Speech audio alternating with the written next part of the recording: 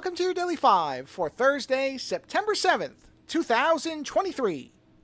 You may remember that I did a 5 talking about how I never understood the appeal of the Clubhouse app that got popular for, 3 or 4 months during the pandemic. I mean, I guess it was a byproduct of people being, largely stuck in their homes and that type of thing. But even then, I still really didn't get it. And for those who don't remember, or don't remember what Clubhouse used to only be, it was essentially a way for people to create audio-only rooms where, I don't know, let's say 2 people wanted to do their own TED Talk type of thing, and they could create this room, they'd be talking to each other, and then other people could join in I believe, a listen-only mode. I don't know. I think they could probably be invited up on stage. I never used the app, so I really don't know. I looked at it a couple of times on the web, and I just didn't understand what the appeal of it was.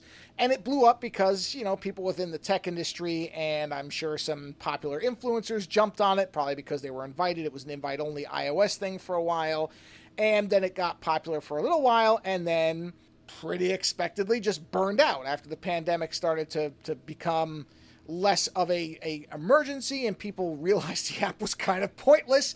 It just started on a decline, and it's been declining ever since, to the point where I don't think most people even really remember it.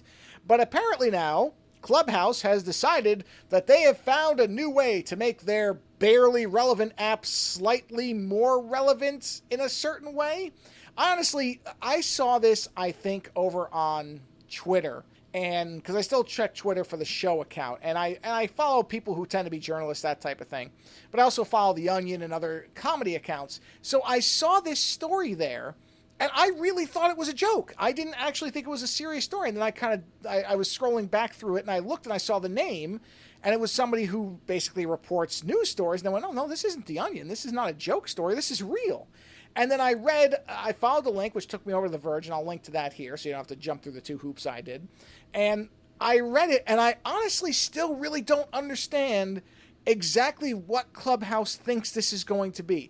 This doesn't seem any more useful or functional than Clubhouse was before.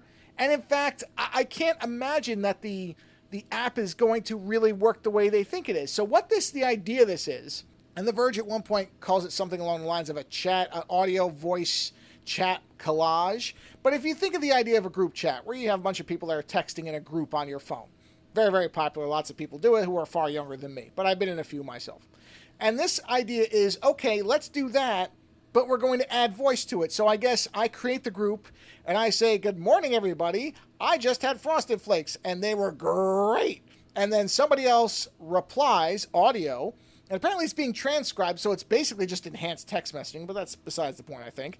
Somebody else replies and says, oh, wow, that sounds great. Well, I had eggs for breakfast. And then a third person comes in and says, oh, wow, I never thought of combining Frosted Flakes and eggs into a breakfast burrito, but I'm going to do that right now. Whee! And then people just keep adding to it, and they're claiming there's some kind of social element.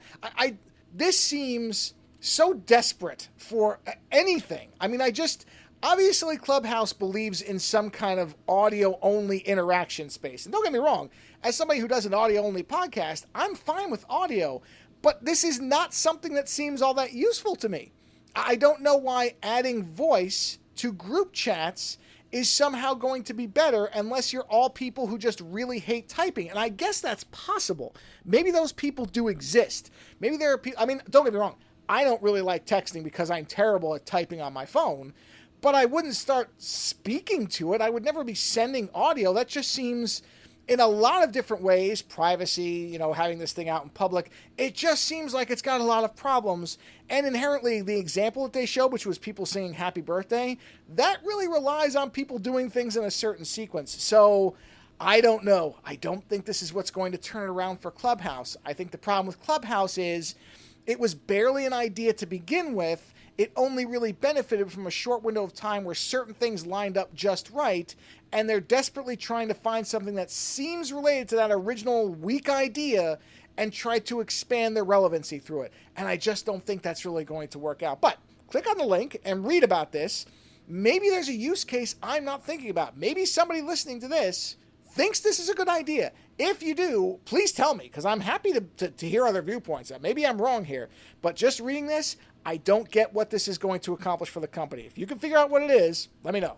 Later.